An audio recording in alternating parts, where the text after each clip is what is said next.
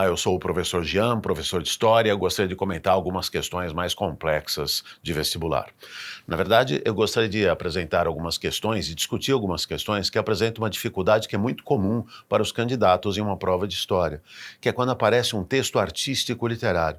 De alguma forma, tem sido muito difícil para candidatos relacionarem as informações a serem extraídas de um texto artístico literário para que sejam utilizadas na análise do processo histórico. Ou seja, fica muito difícil contextualizar as informações do texto artístico literário com o processo histórico que supostamente os candidatos eles têm em sua cabeça.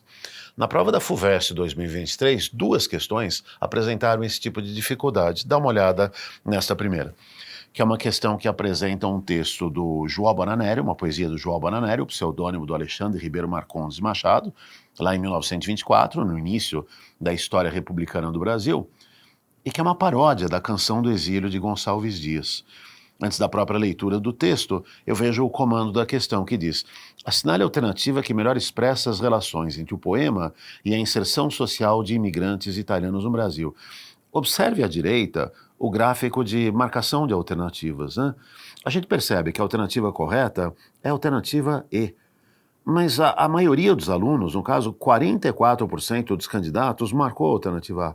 Isso aparece tanto no quartil superior, com os alunos com melhor desempenho, quanto no quartil inferior, tá certo? O que resultou num índice de discriminação bastante baixo para essa questão. Então dá uma olhada nas alternativas A e alternativa E. O texto, como eu disse, é uma paródia da Canção do Exílio, em que o João Bonanério, ele diz: minha terra tem palmeiras, onde canta o sabiá. Daí ele escreve daquele jeito meio paródico da linguagem que os italianos imigrantes utilizavam aqui no Brasil, né? Que canta em cima o sabiá e assim por diante.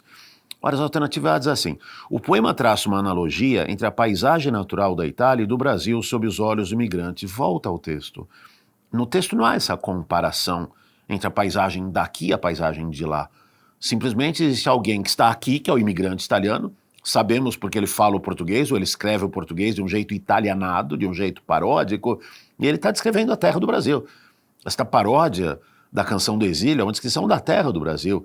A minha terra tem palmeiras. Aí na segunda estrofe, os rios lá são mais grandes do que os rios de todas as nações, quer dizer, os rios de lá onde? Os rios da minha terra.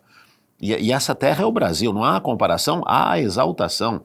Mas acho que o que está mais presente aqui nesse texto e que está mais vinculado com o comando da questão, que fala a respeito da inserção social de imigrantes italianos no Brasil, é a alternativa E, porque a alternativa E diz assim: a linguagem adotada no poema expressava uma maneira caricata de representar o idioma daquela comunidade. Então é exatamente isso, porque a inserção social de uma população estrangeira numa sociedade, ela passa pela linguagem.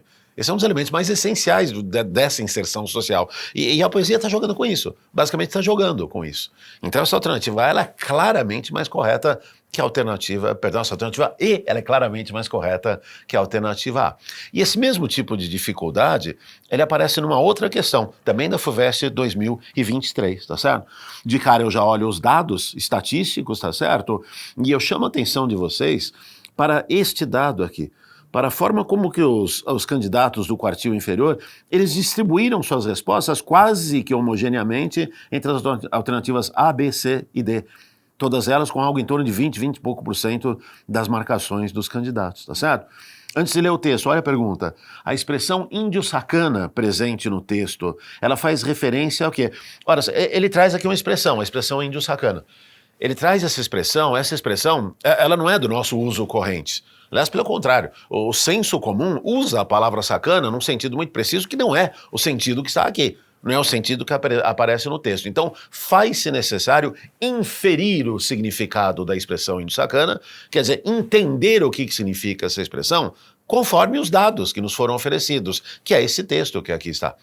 Eu não vou ler o texto inteiro, só vou ler a segunda parte aqui do texto, que fala a respeito do seguinte: lá pelas tantas, ele diz: quem que é esse índio sacana? É o índio que está à vista de toda a gente, ninguém vê. Uma situação tão típica no Brasil, né? Alguém que está à vista, mas ninguém vê, tá certo? Então, é uma pessoa que ela é marginalizada. Uma pessoa que não é aceita como parte da sociedade. Você não vê, você olha para o lado, passa reto, finge que não é com você. Mas eu continuo a leitura do texto. Caminhando para lá e para cá, buscando trabalho na porta de gente rica, de jardineiro, de mensageiro, cuidador de cachorros, saloneiro, caseiro, criador de crianças. Quer dizer, é a pessoa que faz bico.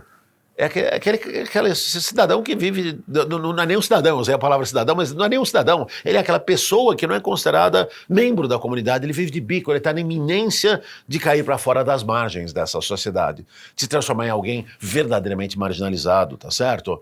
Esse é o sentido, esse é o índio sacana do Equador, como diz o texto, tá certo? Como apresenta o texto. Agora, a alternativa B diz, é um grupo social cuja inserção na sociedade equatoriana foi complexa e limitada.